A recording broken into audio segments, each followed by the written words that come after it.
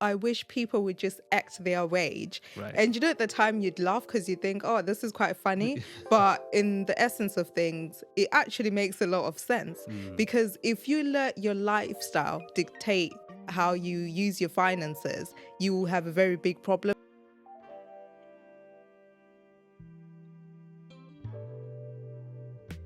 We live in a society that is driven by consumerism and spending money. So it's no surprise that a number of us are struggling with spending money without control. Right.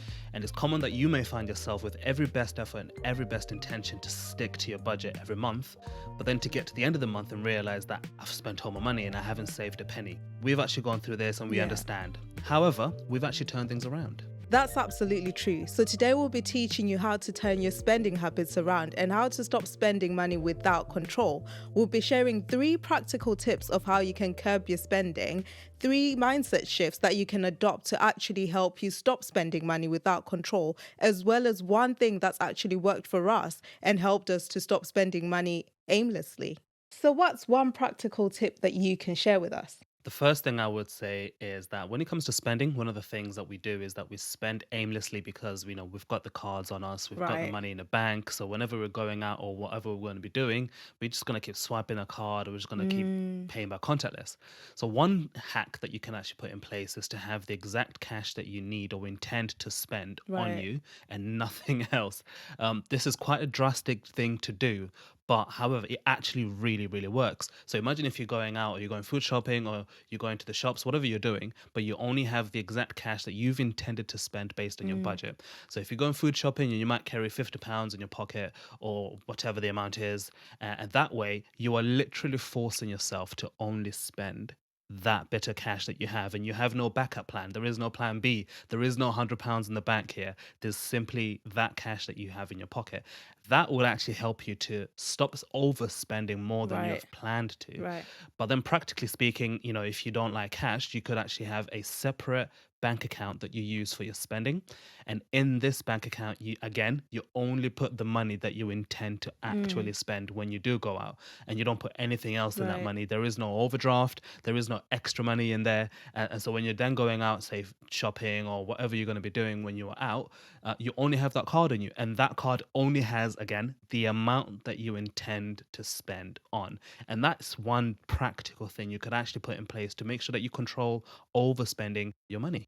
I actually like that tip. I remember years ago, I realized that if I had cash on me, it was very easy for me to just spend it aimlessly because I had it. So, one of the things I genuinely started doing was to not have cash on me. And if I don't have it on me, then I'm not spending. So, I really like that tip. So, the second practical tip that we can share with you is you can actually take off all your payment details from online shopping websites. Now, I've had to do this myself because it's so easy to just have a day where you feel like, you know what? I've worked hard this week. I deserve a treat. I'm just going to go on a certain website and buy something. And it's very easy that if your payment details are already on there, you won't really think twice because all you're doing is going in, doing your shopping, adding stuff to the cart, and then just paying it off. But it actually helps if you remove your payment information because when you have put the stuff in the cart and you have to pay for it, if you're having to go look for your card and go Mm. find it in your bag, like that's a whole lot of work. Half the times you could easily then think, you know what, just forget it because my card's too far away. But it will actually help you curb that spending appetite. So that's the second tip that we're sharing with you. Tip number three for me is going to be quite specific, and that is to do with your food. Because let's be real and let's be honest, food is the one area where we do spend a lot of our Yeah. money on. Now, the tip is not going to be don't buy food. The third tip is really that you should, I guess, try and do something differently around the food area. So, one thing that you could do is to start planning or preparing your meals in advance. Yeah. That way, you won't overspend on your money on food, but you're going to buy the food that you actually need to eat. Mm. Particularly if you're at home, you can plan your meals, you can plan your breakfast, your lunch, or your dinners, and then prepare it in advance if you obviously want to take that next step forward.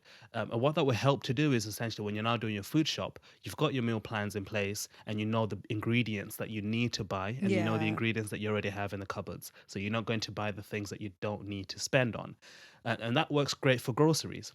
But then when it comes to going out and eating out, Yeah. you could take the first tip and use it in that instance. So you could say, well, we're going out today, but I'm going to plan to spend X amount of Right. money. and this is all I'm going to spend my money on. Again, you could take cash, you could take a spending card, or whatever the case is. But I think food is one area where Right. if you really dig deep into the numbers in terms of where you spend on your food budget, you might Yeah. just be shocked. Let's be honest, you might just be shocked. And that's one area where, yes, if you do want to control your spending, if you can really do it with food, I feel like you can do it anywhere else, Right. because food is just Absolutely. the mountain to climb when it comes to stop spending money, particularly overspending it. I like what you said about meal prepping as well, because the good thing about meal prepping is you've already got your meals in the fridge ready to be warmed up on whatever day. Because you can imagine if you've had a long week, for example, and then you come to Thursday night Yeah. and you should really be going to cook and stuff, but then you feel like, you know what, I've worked really hard, I'm way too tired. I'll just order a takeaway because it's the Yeah. easiest thing to do. So meal prepping such a good one because it will help you to stay on track and you've already planned out your meals for the week. So the thought of ordering food whilst you've already got food that just probably needs warming up or just be like, "Oh, okay, let me just not do that. Let me go with what I've got." So I really like that one. And those are the three practical tips that we're going to share with you today that will help you to stop spending your money. But half of the battle is in your mind. And I feel like your Right. money mindset will really drive the actions that you take with your money. And so now we're going to share with you the three mindset shifts that we think that you should attempt to do within yourself in order to then control the habits that you end up putting in place. What's the first thing or the money mindset you think people should adopt?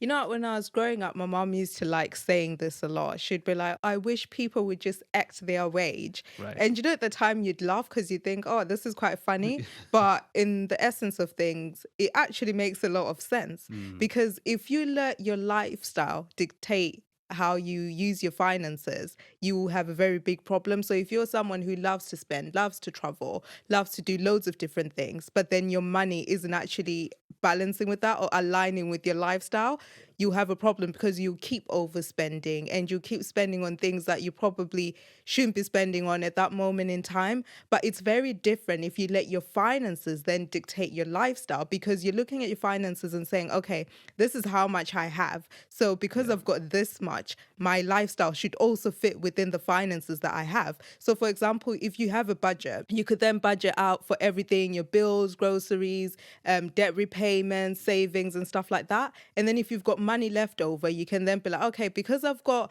this £200 left over, for example, I can then spend it this way. So I can do A, B, C, D based on that £200. And in this instance, you're letting your finances dictate what you're going to do with your lifestyle. So that's one mindset shift that you can start to have. So instead of just letting your lifestyle just say, do this, do that, and the other, even if you don't have the money, you can just say, okay, I'll focus on the finances that I have and then do stuff based on the finances that I have.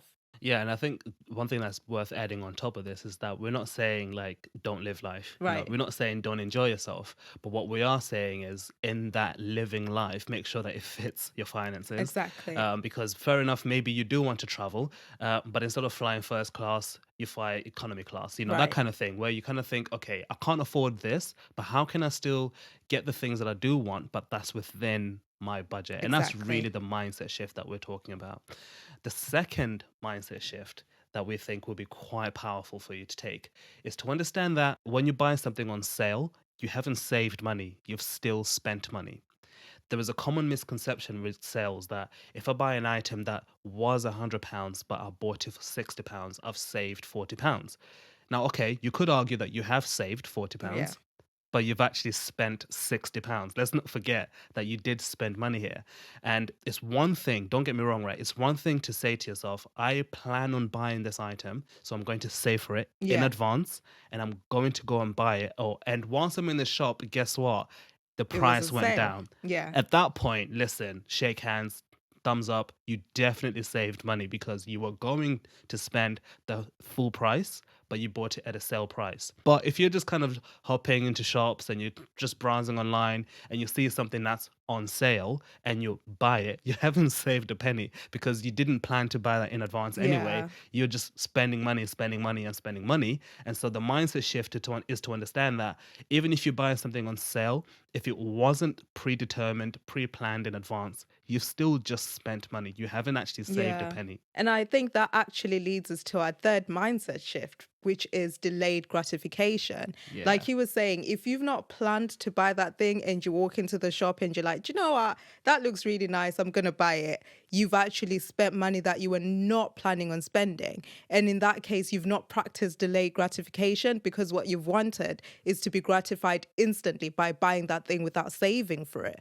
So what you could start doing to have that mindset shift is to practice delayed gratification. So let's say you want something and you know, like, okay, I want this iPad, for example, but I'll get it 3 months from now because it allows me to save up for it. So in the meantime, you start saving up for your iPad and you purchase it. Delayed gratification. Mhm. But if you decide that I want an iPad and I'm buying it today, I don't really have the money for it, but I'll just get it and sort this issue out later, that is a huge problem, because you might find yourself going to borrow money from people to then purchase the iPad. And that's a problem because you have to return that money back at some point when you get paid. And you don't want to find yourself in a cycle of borrowing and returning money, borrowing and returning money. So it's better for you to actually save up for the item, practice delayed gratification, Mhm. and get it when you actually do have the money. It's a different story if you actually genuinely do have that money in that instance, when you decide, well, I want a new iPad and you've got the money, then hey,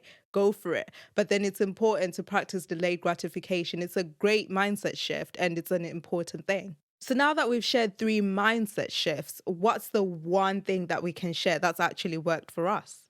The one thing that's worked for us, believe it or not, I'm going to go back to the B word. It's going to be the budget. But within the budget, and this is the trick, within your budget, you need to make sure you allocate money for yourself to actually Right. spend money.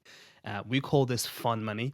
It's money that we can use for fun. For whatever we want to do, we can spend Yeah. it anyhow we want. Many people kind of think that, okay, budget means I can't spend my money how I want to, and it's so restrictive, and it means this, that, and the other. Listen, at the end of the day, a budget is what you make it. Right. And if you want to spend your money, make sure that it's in the budget. And you say, listen, I want to spend my money. So I'm going to make sure that in the budget, I'm going to allocate money towards spending. And this is the one thing that's really curbed our overspending habits, Yeah. because what used to happen was we'll pay the bills, we do all of the serious things, the grown up adulting things, right? Yeah. Saving money, investing money, and paying off our debts and all sorts. But we didn't allocate money to spend. And so what would then happen is over time, you'd build up sort of this, I guess, appetite to spend Yeah. money. And the day would come when you will then spend money, but then you won't spend, like, just a little bit of money. You'd probably go Quite a overboard bit. and Yeah. spend quite a bit. But if you constantly give yourself fun money every single month to spend money with, then you're literally allowing yourself to spend money, guilt free, by the way, Yeah. because it's in your budget, but you're not going to overspend, because you know for a fact that this money that I've given myself to spend, Yeah.